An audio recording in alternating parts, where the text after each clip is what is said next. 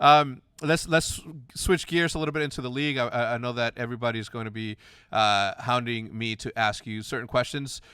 First one, let's start with something easy. What has been the most exciting time period match, the most exciting point of this season for you? Oh, this is a layup. I Yeah, mean, yesterday, 2 days ago. what occurred on Sunday? Like, I like I said, I can't explain it. I keep joking that I think my neighbors think something bad happened to me on Sunday because all the windows were open and there was a lot of screaming Were going you on. were you alone, or were the family there with you watching? You know, it's funny. The family is always around, but to be totally honest, they know I have the best husband in the world, the best partner. So he knows, like, Johanna's on lockdown. This is playoffs. This is not a game. So they're a little they're sort of elsewhere because they know that I have to be intensely focused. But they heard it Yeah. and they knew what was going down. So your match with Optic, you don't have to say it, but I definitely feel like that was a historic one. That's just some of the best match play we've ever seen, let alone the storylines already going into it. So that had to be a highlight for me, and we crushed viewership. So it was just all good in the hood on that one too, and I'm excited for this weekend. So am I. So am I. I as nervous as I was this past match, there's still, I know that there's like a hard, I don't know, there's just the emotions that are going to come inevitably this weekend because we're going to be having to go up against the top three best teams in the league, obviously, right? They got there, and at the beginning of the season, if you would have asked me what four teams were going to be in the Final Four, I would have told you the same exact ones that are going there. I had high hopes for London just because I saw the caliber of players that they were doing. I'm never ever going to bet against somebody like Crimsix unless he's on the opposing team and they're playing against us. Clayser, obviously great leadership, so I knew that they were going to make it. The FaZe, obviously incredible brand, but also they did an incredible job at putting that team together. So I would have picked these four to be at the top. And I got to tell you, in my history of being in Call of Duty since Call of Duty 2, I got to tell you, never have I ever seen so many gosh darn game fives ever. Crazy. Right? It's crazy. And I'll go even further into saying that I've never seen so many game 5 round 11s. Totally. When I explain to people what happened, the only thing that would get closer to a buzzer beater in a situation like that is if we had to defuse the bomb. If we had to kill somebody and then defuse the bomb, and we got there at the 7-second mark. Okay, or 7.5. Totally. I don't know. I haven't played in a while, but it's that close to have a game 5 round 11 1v1, right? And it wasn't like we were utilizing the entirety of the time, right? It was like so fast, so good. I wasn't watching. I got to be honest. I didn't watch live. Obviously, we're everybody knows that we're taking precautions to make sure that we're as competitive as we possibly can be from that standpoint. But I wasn't here. I knew the answer to the result tens of minutes ahead of what the actual thing. And Nadeshot texted me. He's like, "Who won?" I didn't reply.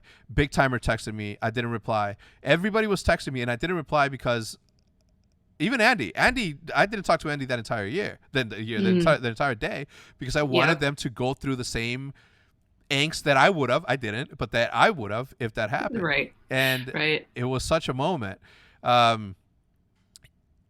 Obviously, you can't pick favorites, right? You're the league commissioner, but these sort of matches have to sort of, either way, it would have been an incredible match. I gotta say it. Even if that logo would have won, it would have been an incredible match regardless, right? And it would have been I mean, you can't even write that well, right? Like the way that the season started, my history with this thing, my history with everything that happened behind closed doors, and the way that this culminated in this game 5 round 11 1v. Oh my god, I don't even want to relive it, to be honest. Was it that gut-wrenching to you, like watching it? Dude, literally, I'm just being straight up honest, and my team knows, like, similarly. So on that point, I told my team, because my team of course are texting me and they have like all the emojis of basically like, "We know, do you want to know?" I was like, "I don't want to know," right? Because I have my popcorn out, like I need to experience this as a fan.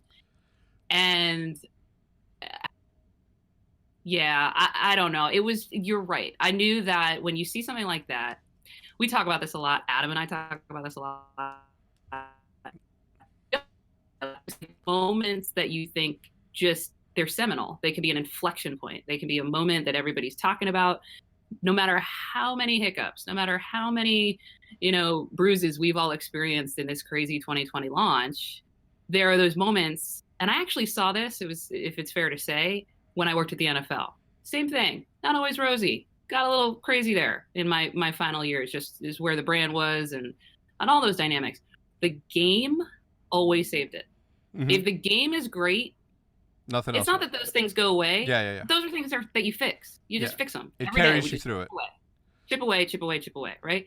But if the product isn't great, you could have the best system in the world. It doesn't matter because it's kind of like a dud come game day. It's the complete opposite here. And so to have that happen, to be pacing back and forth in my office and just not being able to know what to do with myself. And I don't know if you felt this, and I don't know if Dylan felt this way, but I couldn't tell at the 1v1 who actually had won. So it wasn't until the screen said it, I was like, yeah, what just happened? Yeah. But that's that magic. That to me is why I'm bullish, because if the product is that good, everything else we fix. It's just a matter of time. Yep. So one last thing. Or do I have anything? Let me see. I wrote a bunch of questions for you. Obviously, like I know that you're bullish on esports, so I'm not going to ask you where you see the future going. Obviously, you picked us over the NFL. That says a lot within itself. Actions speak louder than words. I want you to tell me how hard it was, right, from both sides, from the league side and the ownership side, to all come to an agreement to pivot to online gaming, because you guys wanted it to be on LAN. I wanted it to be on LAN. Some people wanted to be online, and obviously a global pandemic, unexpected thing. They literally, and at the worst possible time, which is the inaugural season of the most important, almost facet of our lives for me, is, obviously because of I love Call of Duty, but they sort of threw a wrench in the middle of this thing, and all of a sudden we have to make these like incredibly harsh decisions, right? Ultimately, we ended up all coming together and picking the right thing, but it took a while to come to that conclusion. Yes, it did. And I think it's important that what you just said about that, it took a while. Because it points to the fact this isn't a dynamic that I'm not interested in creating a dynamic that's either top down, the league office has declared, right? That's not the business we're in. But we also need all this input. We need input that may be intuitive. We need input that's like, where's the blind spots? We need to iterate on that. We need to test on that. And yeah, when you're already working from an imperfect place, you're never going to there's no right outcome. There's just a consensus driven outcome that everybody's aligned to, that everybody can say, okay, I had a chance to weigh in. I understand why we're here. I had an opportunity to, cast a vote. And we're going to make the best of this. Like I talk about this with my team all the time. It's never going to be about agreement 100%. You're never going to get 100% agreement. You got to get 100% alignment. Every day there are times where I have to align to an outcome that I don't particularly personally agree with, or I may have not drawn the play that way. But when you're aligned, it's war, right? Like we at the league office are also fighting battles on behalf of this ecosystem that people don't see every hour of the day. And it's for the betterment of this league. It's for the betterment of you guys, what you're building. It's for the betterment of supporting our players. And that's a thankless job, and that's okay. That's what people sign up for here. That's not, that goes with the territory.